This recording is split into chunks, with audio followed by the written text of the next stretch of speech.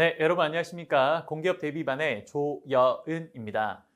오늘은요, 우리 이제 개별 종업원들이 모여있는 이 회사, 바로 이 개별 사람들이 모여있으면 뭐가 됩니까? 그렇죠, 조직이 됩니다. 그래서 우리 이제 조직 행동론에 대해서 함께 살펴볼까 합니다. 그러면 조직 행동론 함께 출발해 보도록 하죠. 자, 조직 행동론을 본격적으로 들어가기 전에 역시나 마찬가지처럼 조직 행동론의 목표에 대해서 함께 살펴보도록 하겠습니다.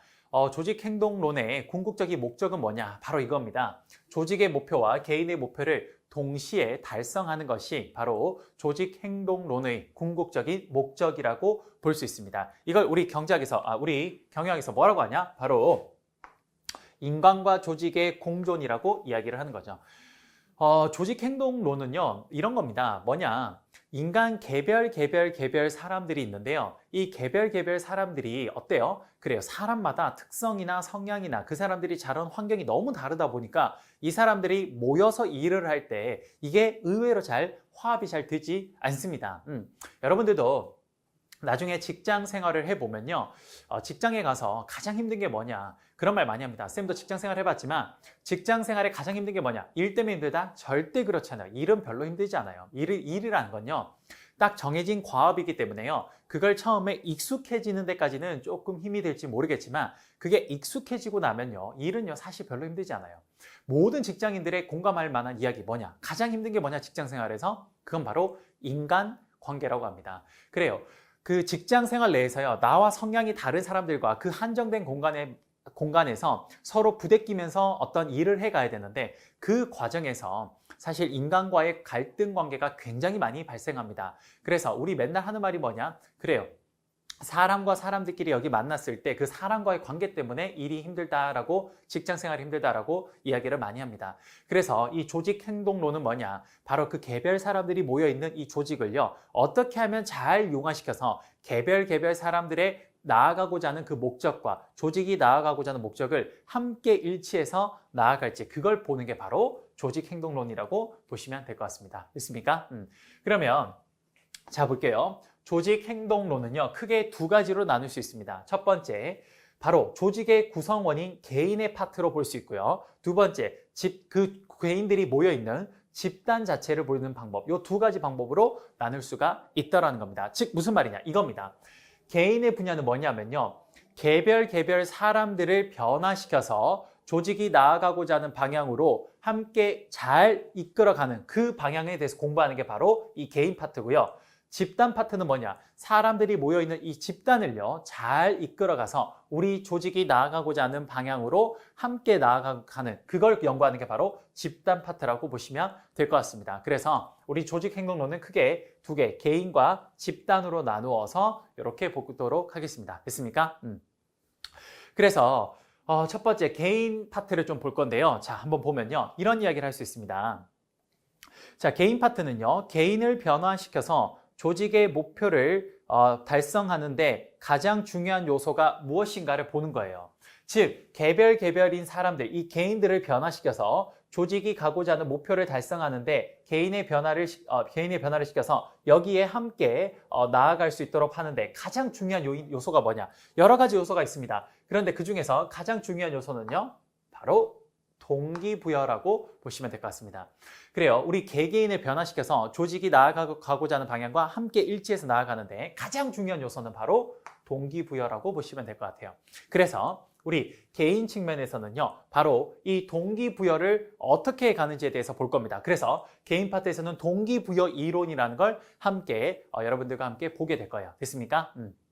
그 다음 두 번째, 집단을 그 개별 사람들이 모여있는 이 집단을요, 어떻게 잘 이끌어가서 조직이 나아가고자 하는 방향과 맞추어서 일치해서 나아가는 거기에 가장 중요한 요소가 뭐냐? 그게 바로 리더십이라고 합니다. 그래서 집단 측면에서는요, 우리가 리더십에 관련된 이론들을 쭉 공부하게 될 겁니다. 자, 한번 다시 정리해보면 조직 행동론이란 건요, 뭡니까? 인간과 조직을 공존하는 게 바로 이게 조직 행동론의 궁극적인 목적입니다. 그러다 보니까 그 개별 사람들의 개인과 그 개별 사람들이 모여있는 집단을 잘 이끌어서 조직이 가고자 하는 방향과 일치해서 함께 나아가고자 하는 게 바로 조직 행동론의 궁극적인 목적인데, 그럼 개인을 어떻게 변화시켜야 되는지, 그 개인을 변화시키는데 가장 중요한 요소가 뭐냐? 바로 동기부여라는 거고요. 집단을 변화시키는 데 있어서 가장 중요한 게 리더십이라고 합니다. 그래서 우리는 이 두 가지 측면을 하나하나씩 보게 될 겁니다. 이번 시간에는요, 개인에 있어서 개인을 변화시키는 가장 중요한 요소, 동기부여 이론에 대해서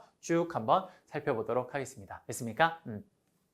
그러면 동기부여 이론을 본격적으로 볼 건데요. 동기부여 이론은요, 크게 두 가지가 있습니다. 첫 번째, 내용 이론이 있고요. 두 번째, 과정 이론이라는 게 있습니다.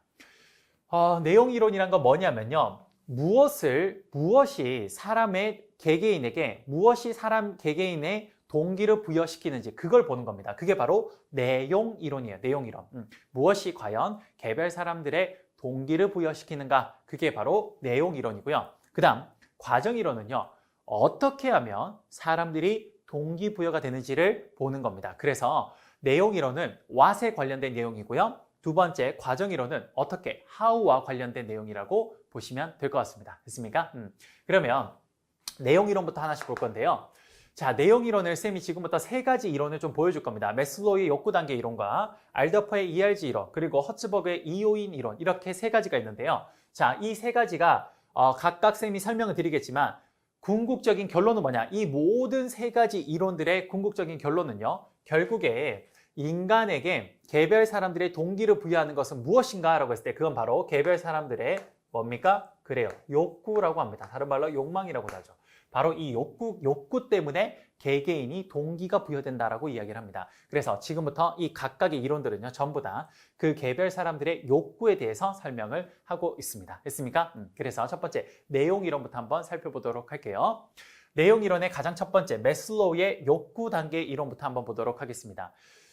매슬로우라는 사람은요, 개인의 어떤 욕구를 총 5가지로 분류를 했습니다. 5가지로. 그리고 이 5가지가 각각 개별적으로 뭡니까? 단계가 있다라고 이야기를 했어요. 매슬로우의 욕구 단계 이론의 가장 저차원적인 욕구가 뭐냐? 생리적 욕구고요. 두 번째 안전의 욕구, 세 번째 사회적 욕구, 네 번째 존경의 욕구, 다섯 번째 자아 실현의 욕구, 이렇게 5가지 단계로 이 사람들의 욕구를 단계별로 나누었습니다. 그러면요, 매슬로우 욕구 단계 이론은 뭐냐? 바로 이겁니다. 가장 첫 번째, 이런 저차원적인 욕구가 가장 첫 번째 그 사람이 이걸 느끼게 된다고 해요.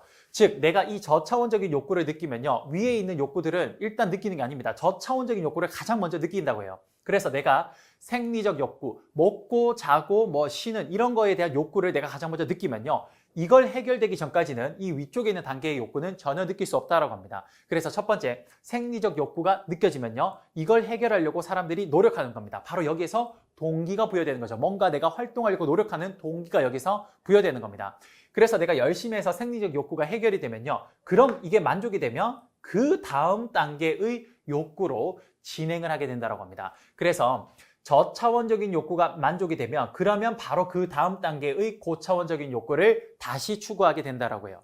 그래서 생리적 욕구가 가장 처음에 이 사람이 느끼게 되고 이게 만족이 되면 안전의 욕구를 추구하게 된다고 합니다. 안전의 욕구가 다시 만족이 되면 사회적 욕구를 추구하게 되고요. 사회적 욕구가 다시 만족이 되면 존경의 욕구, 그리고 마지막으로 자아 실현 욕구로 이렇게 단계적으로 진행이 된다고 합니다. 그럼 최종적으로 자아 실현 욕구가 만족이 되면 어떻게 되냐? 자아 실현 욕구는 계속 자신을 만족시키는 방향으로 가서 최종적인 자아 실현의 욕구는요, 계속 여기 위해서 반복적으로 진행이 된다라고 이야기를 하고 있습니다. 이게 뭐냐? 매슬로우의 욕구 단계 이론이라고 합니다. 매슬로우의 욕구 단계 이론. 매슬로우의 욕구 단계 이론은요, 그래서 우리가 뭐라고 하냐? 단계별 이론, 단계별 원리라고 합니다. 5가지 단계로 그 사람의 욕구를 나누어서 설명을 하고 있죠. 그래서 단계별 원리라고 하고요. 그리고 결핍의 원리라고 합니다. 결핍의 원리. 이게 왜냐? 인간은 결핍된 욕구를 충족시키기 위해서 노력하게 된다라는 거죠. 즉 뭐냐? 내가 생리적인 욕구를 느끼게 되면요, 이 결핍을 느꼈으니까 이걸 만족시키기 위해서 사람이 동기부여가 되어서 노력하게 된다는 겁니다. 그래서 생리적 욕구가 만족이 되면 그 다음 안전의 욕구로 이동하게 된다라는 거죠. 이게 바로 매슬로우의 욕구 단계 이론이 되는 겁니다. 됐습니까? 사실 이 매슬로우의 욕구 단계 이론은요, 어떤 걸 설명을 하고 있냐면요, 어떤 한 사람의 어떤 성장 과정에 대해서 설명할 때 이 이론이 굉장히 좀 부합이 잘 됩니다. 대표적인 예를 한번 잠깐 이야기를 해보면요, 이런 겁니다. 쌤이 예전에 미국에서 잠깐 공부한 적이 있는데요. 그 미국에서 공부를 할 때, 그때 참 뭐라 그러죠? 완전히 맨 땅에 헤딩하다시피 해서 미국에 건너갔습니다. 그래서 그 당시 미국에 건너갔을 때 어떻게 했냐? 제가 거의 그 한 50만 원 정도만 들고 갔어요. 50만 원 정도만. 그 왜 50만 원만 들고 왔냐? 제가 그 당시 아직도 기억이 나는 게, 미국에서 꽤 오랜 기간 동안 생활을 하려고 갔는데 50만 원만 들고 왔고요. 그 다음 제 수중에 있었던 게 뭐냐? 라면 10개가 있었습니다. 그렇게 들고 왔던 이유가 뭐냐? 제가 미국 가서 돈을 벌어서 직접 생활을 할 수 있을 거라는 자신감이 좀 있었어요. 그래서 처음에 미국에 딱 도착하자마자 뭐 했냐? 그래요. 일단 먹고 살기 위해서 닥치는 대로 일자리를 알아봤습니다. 예. 일단 거기 도착하자마자요. 뭐 친구들 만나고 뭐 좋은데 관광하고 이런 거 다 필요 없습니다. 선생님 그 당시에 무조건 먹고 사는 게 가장 중요했기 때문에 그때 도착하자마자 일주일도 안 돼서 가장 먼저 한 게 뭐냐? 그 주변에 있는 다운타운을 다 돌았습니다. 매일매일 돌면서 구인 광고가 있는지 확인하고 그리고 그 구인 광고가 있으면 가서 식당에 가서 일할 수 있냐? 이렇게 물어보고 그렇게 해서 한 달 동안을 제가 미친 듯이 돌아다녔어요. 먹고 살기 위해서 정말 뼈저리게 일을 했었습니다. 그렇게 해서 한 달 만에 뭐 했어요? 미국에서 잡을 구했습니다. 그래서 미국에서 잡을 구하니까 이제 거기에서 제가 어느 정도 먹고 사는 문제가 여기서 좀 어느 정도 해결이 됐었어요. 그렇게 해결이 되고 나니까 그 다음 이제 쌤이 요 생리적 욕구가 해결이 되고 나니까 그 다음 이제 내가 뭐가 좀 생각이 드냐, 어떤 욕구가 생기냐 이런 생각이 드는 거예요. 이제 내가 어느 정도 먹는 거나 이렇게 먹고 사는 문제가 조금 해결이 되니까 이제 내가 조금 안전한 집에서 살고 싶은 거죠. 예. 그래서 그전에는 사실 먹고 사는 문제가 해결이 안 되니까 집 따위는 눈에 들어오지도 않았습니다. 그래서 그 당시에 쌤이 완전 저렴하게 집을 살기 위해서 완전 저렴한 곳에 살기 위해서 그 미국에서 좀 굉장히 좀 위험한 지역에 살았습니다. 거기는 아무래도 위험한 지역이다 보니까 그 렌트비가 굉장히 쌌어요. 그래서 거기에서 뭐 그 좀 살게 했는데 그 당시에 무서웠냐? 뭐 무섭다라는 생각도 안 들어요. 왜? 일단 먹고 사는 문제가 해결이 안 되니까 안전의 욕구 따위는 머릿속에서 아예 생각이 안 드는 거예요. 일단 뭡니까? 위험하고 자시고 간에 일단 내가 먹고 살기만 하면 된다라는 생각이 드니까 그러니까 그런데 집을 구했던 거죠. 용감하게. 그렇게 해서 이제 어느 정도 먹고 사는 문제 해결되니까 이제 거기서 좀 위험하다는 생각이 좀 드는 거예요. 그러다 보니까 조금 좀 안전한 곳에 가서 좀 이제 좀 살고 싶은데 라는 생각이 들어서 그 다음부터 돈을 조금 모아서 미국에 여러분 그 부동산 사이트 중에 하나가 크레이글리스트라는 사이트가 있습니다. 거기에 들어가서 이제 쌤이 막 부동산에 어떤 사람들이 렌트를 올렸는지 막 확인을 했죠. 그렇게 해서 쌤이 학교가 있었던 다운타운 근처에 조금 그 전에 살던 집보다 조금 비싼 그런 집을 렌트를 해서 룸메이트들과 함께 쉐어해서 그렇게 살았습니다. 그렇게 해서 이제 안전의 욕구가 어느 정도 해결이 되었던 거죠. 그렇게 안전의 욕구가 어느 정도 해결이 되니까요. 그 다음 어떻게 되냐? 이제 사회적 욕구, 관계적 욕구가 좀 추구가 되는 겁니다. 그 전까지는요, 먹고 사는 거에 대한 이 생각 때문에 누군가를 만난다는 생각을 해본 적도 없어요. 선생님은 오로지 뭐 했냐? 학교에서 미국에서 학교 공부 끝나고 나면요, 바로 일하러 가고, 일 끝나고 나면 집에 와서 자고, 또다시 공부하고, 일하러 가고, 자고, 이 생활밖에 안 했습니다. 근데 어느 정도 이제 돈을 좀 버니까 생리적 욕구가 벗어나서 안전의 욕구까지 추구하고, 안전의 욕구가 이제 만족이 되니까 이제 어떻게 되냐? 그 이전에는 뭐 커뮤니티 이런 데 아예 뭐 가본 적도 없어요. 뭐 한인 커뮤니티 당연히 안 갔고요. 뭐 다른 어떤 커뮤니티나 어떤 페스티벌 있을 때 참석 자체를 안 했습니다. 왜? 나는 일단 먹고 사는 게 바쁘니까. 그런데 안전의 욕구까지 어느 정도 만족이 되고 나니까요. 그 다음에는 어떻게 했냐? 그래요. 이제는 좀 그런 친구들이 있는 곳에 가서 놀고도 싶은 거예요. 좀 그 친구들이랑 함께 이야기도 해보고 싶은 거죠. 그래서 그 다음에 어떤 페스티벌이 있거나 혹은 어떤 커뮤니티가 있을 때 거기에 가서 함께 친구들과 어떤 사회적인 관계도 맺으면서 그렇게 생활을 했었죠. 그렇게까지 하고 나니까요. 어느 날 이제 사회적 욕구가 이제 어느 정도 만족이 되었죠. 그렇게 하고 나니까 어느 순간 이제 어떤 생각이 드냐? 나는 한국에서 굉장히 멋진 사람이야. 그리고 한국이라는 나라가 나쁜 나라가 굉장히 멋진 나라고 좋은 나라야. 이런 걸 그 미국에 대해 좀 보여주고 싶은 거죠. 그러다 보니까 뭐예요? 얘네들이 나를 업신여기지 않고 뭔가 좀 뭐라 그럴까? 우러러봤으면 좋겠다? 그런 생각이 들다 보니까 그때 당시 쌤이 한 게 뭐냐? 한 2달, 3달 동안 태권도 교실을 열었습니다. 참고로 쌤이 그 태권도 유단자인데요. 그래서 그 당시 혹시 몰라서 태권도 도복이라 들고 왔었거든요. 그래서 그 당시에 태권도 교실을 열어서 학생들을 지도를 좀 했습니다. 그렇게 해가지고 학생들이 어떻게 뭐냐? 평상시에 그냥 봤던 저를 그렇게 태권도 도복을 입고 막 가르치니까 쟤 좀 뭐가 있어 보이는데? 라고 해서 우러러 봐주죠. 뭡니까? 그래, 존경의 욕구를 그렇게 추구했었던 겁니다. 쌤은 뭐예요? 미국에 있을 때 존경의 욕구 정도까지만 확인하고 다시 돌아온 것 같아요. 근데 만약에 존경의 욕구까지 끝나고 나면 이제 뭔가 다 실현을 하는 그런 욕구 단계까지 올라갈 수 있다라는 거죠. 이해되십니까? 그래요. 이러한 메슬로우 욕구 단계 이론은요. 그런 어떤 한 사람의 어떤 성장 과정을 아주 잘 표현하는 데 있어서 좋은 이론이라고 이야기를 합니다. 그래서 메슬로우 욕구 단계 이론은요. 단계별 원리 5가지로 사람의 욕구를 분류해서 단계별로 만족하면 진행하고 만족하면 진행하는 이런 만족 진행의 모형이라는 거 요거 하나 기억해 주시기 바랍니다. 그 외에도 여러분 메슬로우 욕구 단계는요. 이런 시사점을 줍니다. 기업이 경영 활동 시 종업원의 동기부여를 위해서 자원을 어디에 집중해야 될 것인가를 알려주기도 합니다. 예를 들어서 이런 거죠. 종업원들이 현재까지 생리적 욕구와 안전의 욕구가 만족이 된 상태입니다. 그럼 이제 기업은요. 이 종업원들의 만족을 더 증가시켜주기 위해서 동기를 부여시키기 위해서는 어떤 욕구를 자극시켜주고 여기에 자원을 집중해야 되냐? 그래요. 사회적 욕구 이런 것들에 훨씬 더 자원을 집중해 줘야 된다는 겁니다. 그래서 만약에 종업원들이 생리적 욕구와 안전의 욕구가 만족이 되면요. 그 다음 사회적 욕구를 더 충족시켜주기 위해서 회사에서 어떻게 합니까? 그래요. 동호회 같은 것들도 많은 장을 열어주고 그리고 사람들끼리의 친교 모임도 할 수 있게끔 그런 장을 많이 열어주고 여기에 회사의 자원을 좀 집중시켜주면 되더라는 거죠. 이해되십니까? 만약에 어떤 회사가 생리적 욕구와 안전의 욕구와 사회적 욕구까지 이 정도까지가 이제 전부 다 만족이 됐으면요. 그럼 이제 그 회사는요. 그래요. 존경의 욕구를 실현시켜주기 위해서 이쪽으로 자원을 집중시켜줘야 된다는 겁니다. 바로 기업이 경영으로 활동할 때 종업원들의 동기부여를 위해서 어디에 자원을 집중해야 될지 바로 메슬로우 욕구 단계 이론으로 확인할 수 있더라는 거죠. 됐습니까? 그리고 개인의 경력 발달 과정에 아주 적용이 가능한 게 이 메슬로우 욕구 단계 이론의 최대 시사점이라고 보시면 될 것 같습니다. 하지만 이러한 메슬로우 욕구 단계 이론은요, 몇 가지 문제점이 있죠. 첫 번째, 욕구는 개인이나 문화마다 이질적일 수 있고 5가지 이외의 욕구들도 충분히 존재할 수가 있다는 거죠. 그렇죠. 인간의 욕구를요, 너무나 5가지로 정형화해서 딱 이거밖에 없다라는 식으로 이야기했다는 거, 이건 좀 크나큰 문제점이 될 수 있을 겁니다. 그 다음, 사회적으로나 문화적으로 그 개개인의 욕구는요, 충분히 5가지 말고도 다른 것들도 존재할 수 있을 거예요. 그래서 이런 것들이 문제가 될 거고요. 두 번째, 욕구 간의 경계가 불명확하고 개념이 모호하다는 겁니다. 이런 거죠. 생리적 욕구와 안전의 욕구가 이렇게 분류가 되어 있는데 어디까지가 생리적 욕구, 어디까지가 안전의 욕구인지 그걸 어떻게 합니까? 예를 들어서 먹고 사는 문제가 생리적 욕구라면요.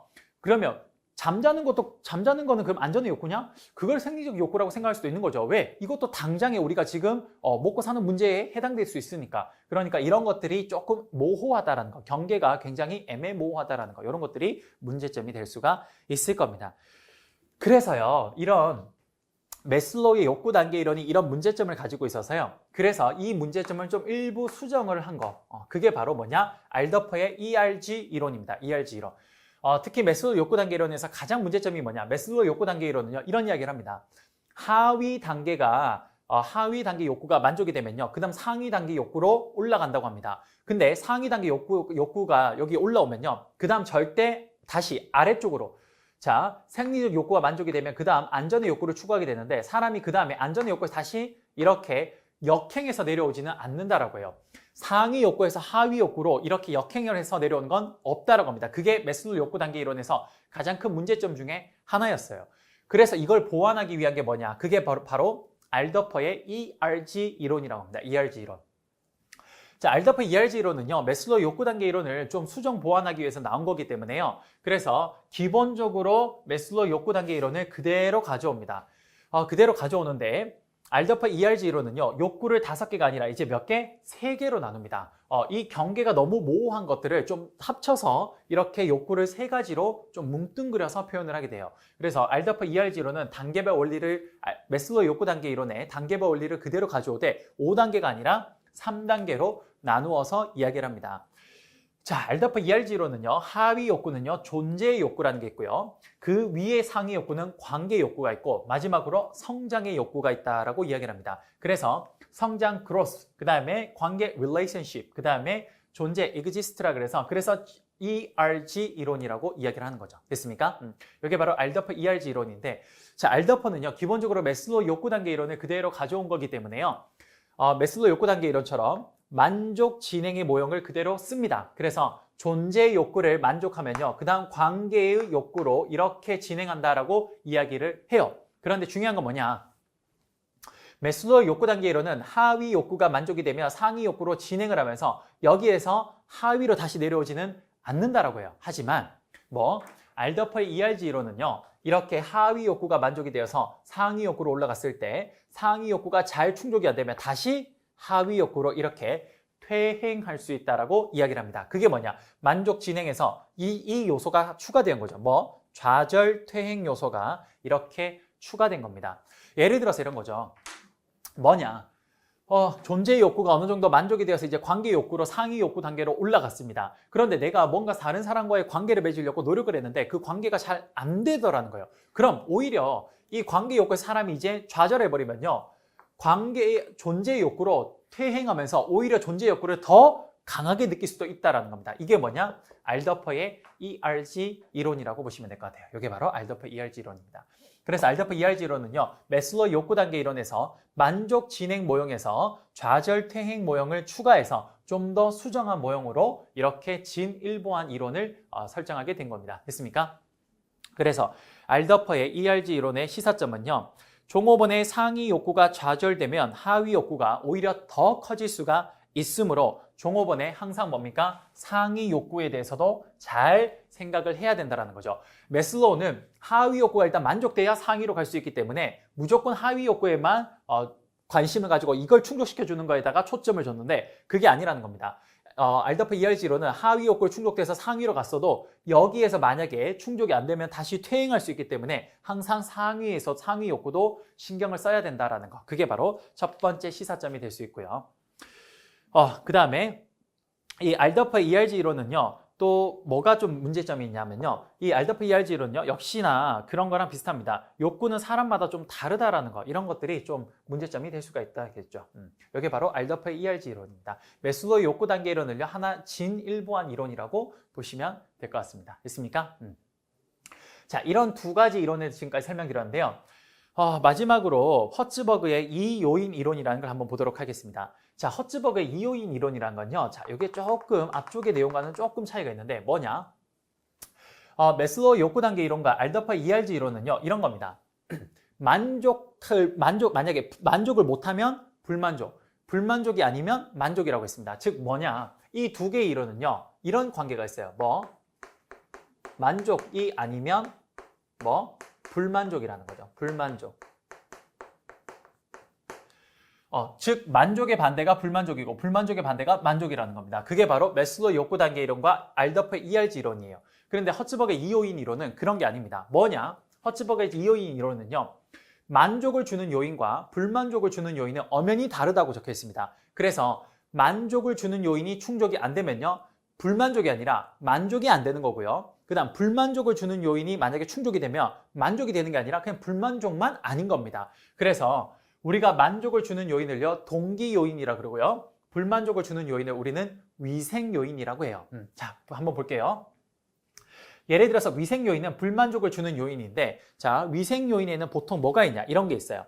정책 및 관리, 감독, 작업 조건, 급여, 복리후생, 대인관계, 직장의 안정성, 직무 외적인 요인 이런 것들이 전부 다 뭡니까? 위생 요인, 불만족을 주는 요인이래요. 예를 들어서 한번 볼게요. 작업 조건이라는 게 위생 요인이라고 합니다. 위생 요인의 대표적인 게 뭐? 작업 조건이에요. 작업 조건. 자, 작업 조건이라는 게 위생 요인인데요. 예를 들어서 지금 우리 작업 환경이 별로 좋지가 않아요. 그럼 사람들이 불만족하겠죠. 그러면 이 상황에서 회사가요. 이 작업 조건을 개선해주면요. 이 사람들이 만족으로 바뀌는 게 아니라 뭐냐? 이제 불만족만 없어진다는 겁니다. 절대 만족을 한다는 게 아닙니다. 즉 위생 요인, 즉 불만족을 주는 요인을 해결하면요. 단순히 불만족만 사라지는 거지 이게 만족을 준다는 건 아니라는 겁니다. 반대로 동기 요인은요. 만족을 주는 요인인데 대표적인 동기 요인의 종류가 일의 성취감, 책임감, 성장 가능성, 승진, 직무의 도전성, 인정, 그 다음에 직무 자체, 정신적 충족 요인 이런 여러 가지가 있습니다. 그런데 여기서 대표적으로 뭐 승진 같은 게 뭡니까? 동기 요인인데 만약에 내가 승진이 되면 만족을 하겠죠. 근데 만약에 승진이 안 되면 내가 불만족하는 게 아니라 그냥 만족만 아니라는 겁니다. 그래서 위생 요인과 동기 요인은요. 이렇게 엄연히 구분이 되어 있어서 내가 예를 들어 이 직원들을 만족시켜주고 싶으면요. 이 동기 요인에 대해서 동기 요인들을 잘 충족시켜줘야 되고 내가 이 뭡니까? 지금 그 개개인들의 불만족을 없애고 싶다. 그러면 위생 요인들을 잘 해결해 줘야 된다는 겁니다. 엄연히 뭐예요? 이 만족을 주는 요인과 불만족을 주는 요인은 각각 다르게 분류가 되어 있다는 게 바로 허츠버그의 이 요인 이론입니다. 그래서 이거의 시사점은 뭐냐? 첫 번째, 위생 요인은 불만족에 이르지 않게 그냥 적절하게 관리만 하면 되는 거고요. 동기 요인을 통해서 종업원들의 만족감을 극대화해야 된다라는 게 바로 허츠버그의 이 요인 이론입니다. 그래서 요 두 가지에 대해서 이야기를 좀 했고요. 허츠버그의 이 요인 이론의 문제점은 뭐냐? 바로 첫 번째, 동기 요인과 위생 요인의 구분을 좀 짓는다는 게 조금 애매모호합니다. 그 다음에 개인 차를 전혀 고려하지 못했다라는 것도 허츠버그 이 요인의 문제점입니다. 예를 들어서 이런 겁니다. 지금 급여라는 건요. 급여는 일반적으로 허츠버그 이 요인 이론에는 불만족을 주는 요인, 위생 요인이에요. 근데 어떤 사람은 그 급여가 오히려 동기 요인이 충분히 될 수가 있더라는 거죠. 그래요. 개개인마다 그런 차를 여기에서는 고려하지 못했다라는 게 큰 문제점이 되겠네요. 됐습니까? 이게 바로 우리 개인을 변화시켜서 조직의 목표를 함께 달성해 가는 데 있어서 개인을 변화시키는 데 가장 중요한 요소 동기부여인데, 그 동기부여 이론을 이렇게 봤는데, 첫 번째 내용 이론에 대해서 매슬로우 욕구 단계 이론, 알더퍼의 ERG 이론, 마지막으로 허츠버그의 이 요인 이론까지 세 가지를 봤습니다. 이 세 가지가 결국 뭐냐? 개인의 동기를 부여하는 데 있어서 가장 핵심이 뭐냐? 그래요. 인간의 바로 욕구라는 겁니다. 그 사람이 어떤 욕구를 느끼게 되면 그러면 행동의 변화, 노력이 발생하더라는 거죠. 그게 바로 이 내용 이론입니다. 다 욕구와 관련된 이야기를 하고 있네요. 됐습니까? 그 다음에 과정 이론을 잠깐 볼 건데요. 과정 이론은요, 뭡니까? 개개인들을 어떻게 하면 동기를 부여시킬 수 있는지에 대해서 설명하고 있습니다.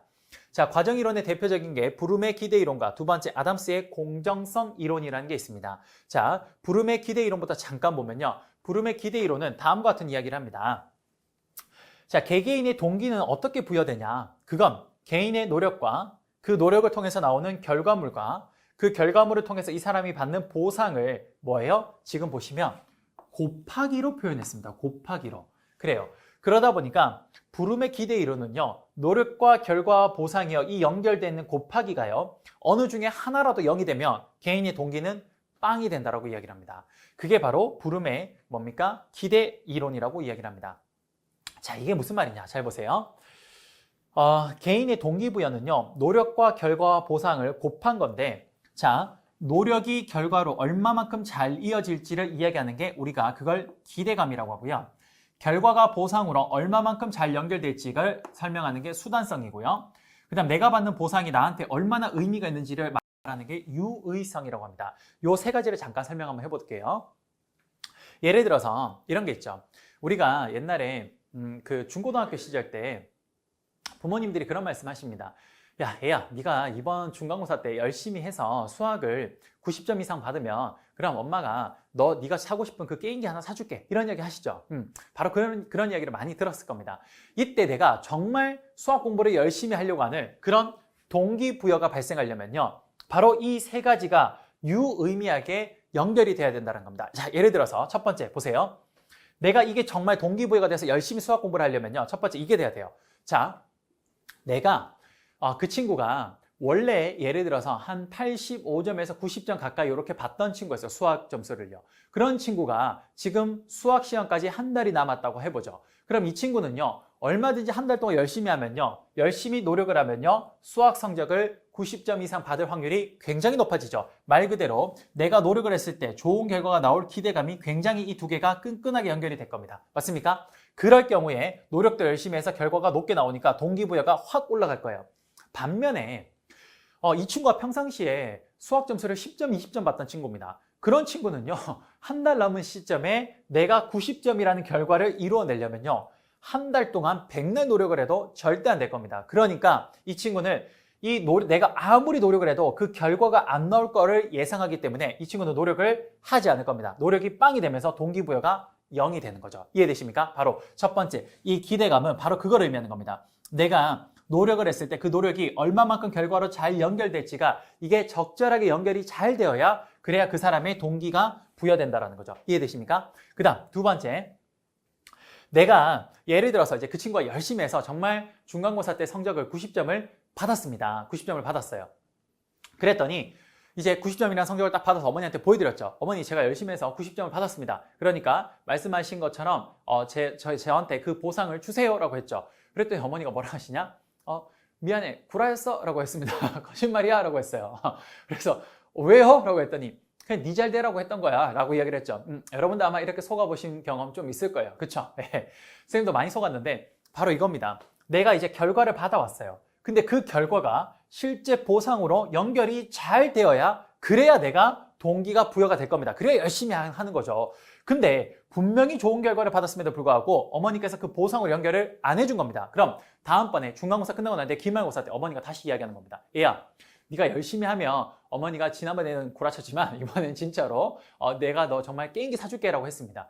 그럼 우리는 뭐라 생각하냐? 그때 중간고사 때도 내가 90점을 받았는데 그게 보상으로 연결이 안 됐다라는 그게 기억이 있으니까 어떻게 하냐? 안 해. 안 해. 어차피 또 해도 어머니 구라야 라고 할 거라고 생각을 하니까 어떻게 결과에서 보상으로 연결이 안 된다라는 그 기억 때문에 저는 동기부여가 없다라는 거죠. 노력을 안 하게 될 겁니다. 동기부여가 확 떨어지는 거죠. 이해되십니까? 그래요. 결과에서 보상으로 얼마만큼 잘 연결이 되어야 되는지, 그게 바로 수단성이라는 겁니다. 이해되십니까? 그 다음, 그래요. 90점을 받아서 어머니한테 어머니 이제 90점 받았으니까 사주세요라고 했습니다. 그래서 어머니가 그래 진짜 사줄게라고 했습니다. 이제 그럼 어머니가 결과에서 보상으로 연결이 잘 됐네요. 그래서 어머니가 사줄게라고 해서 다음날 와서 자 얘야, 이게 엄마가 너한테 그 열심히 했기 때문에 그 보상으로 자 선물 사왔어라고 해서 선물을 딱 준 겁니다. 그래서 제가 와라고 하면서 선물을 딱 풀었어요. 당연히 게임기일 거라고 생각하고 선물을 딱 풀었죠. 풀었는데 열어보니까 뭐가 있어요? 그래요. 백과사전이 있네요. 백과사전이. 그래요. 저는 지금 백과사전을 받고 싶었던 게 전혀 아닙니다. 예. 내가 보상을 받았음에도 불구하고 그 보상이 나한테 전혀 의미가 없는 선물이 오는 거죠. 그렇게 되면 어떻게 되냐? 다음번에도 어머니가 예를 들어서 어머니가 지금 내가 결과를 봐서 보상까지는 해주셨어요. 근데 그 보상이 나한테 의미가 없는 걸 해줘버리니까 다음번에 이렇게 됩니다. 얘야, 이번에 기말고사 때도 네가 열심히 해서 성적이 좋으면 엄마가 또 선물 사줄게 라고 하는데 내 머릿속에 이제 그게 저장이 되어 있죠. 뭐라고? 엄마가 내가 좋은 성적을 받아오면 선물을 사줘. 근데 그 선물이 나한테 전혀 의미가 없는 선물만 사줘. 그러니까 나 안 할래 라고 할 수 있는 거죠. 그래요. 그 보상이 정말 의미가 있게끔 와야 동기부여가 된다라는 겁니다. 이해되십니까? 그래요. 바로 불음은요, 동기부여를 이러한 논리로 설명을 했다라는 겁니다. 그래서 사람의 동기부여는 어떻게 해야 된다? 그래요. 노력과 결과가 유기적으로 연결되는 기대감이 커야 되고요. 결과가 보상으로 잘 연결되는 수단성이 커야 되며, 그리고 그 받은 보상이 나한테 의미가 있는 유의성이 있어야 된다라고 이야기했다는 거죠. 바로 이게 유기적으로 연결됐을 때 그 사람의 동기는 극으로 이렇게 부여가 된다라고 이야기를 했습니다. 단 이 중에 하나라도 뭔가가 빠진다. 그러면 그 사람의 동기는 없어진다라는 거죠. 이해되십니까? 동기부여를 어떻게 하는지를 불음은 이러한 기대 이론이라는 걸 통해서 설명을 했네요. 이해되십니까? 됐어요. 이렇게 해서 불음의 기대 이론까지 설명을 드렸습니다. 자, 됐습니다. 이렇게까지 해서 불음의 기대 이론까지 설명을 드렸고요. 불음의 기대 이론의 특징을 잠깐 보면요. 개인 내 모형이며 인지적 성격을 갖고 있고요. 곱셈 모형이죠. 곱셈 모형. 곱셈 모형이라는 거. 이거 설명을 했습니다. 그 다음에 문제점은 뭐냐? 좀 복잡하죠. 곱셈으로 막 연결되어 있으니까 좀 복잡해요. 그리고 또 행위에 영향을 주는 이런 변수가요. 좀 너무 주관적이라고 이야기를 하는 경우도 많습니다. 이게 바로 불음의 기대 이론의 특징들입니다. 됐습니다. 여기까지 하고요. 우리가 계속해서 아담스의 공정성 이론까지 해야 되는데요. 지금 지면이 좀 부족을 해서 다음 시간에 우리 아담스의 공정성 이론과 그리고 바로 집단 차원에서 집단을 변화시켜서 조직의 목표와 함께 나아갈 때 가장 중요한 요소 리더십 이론을 함께 보도록 하겠습니다. 고생 많으셨고요. 다음 시간에 또 뵙도록 하겠습니다. 감사합니다.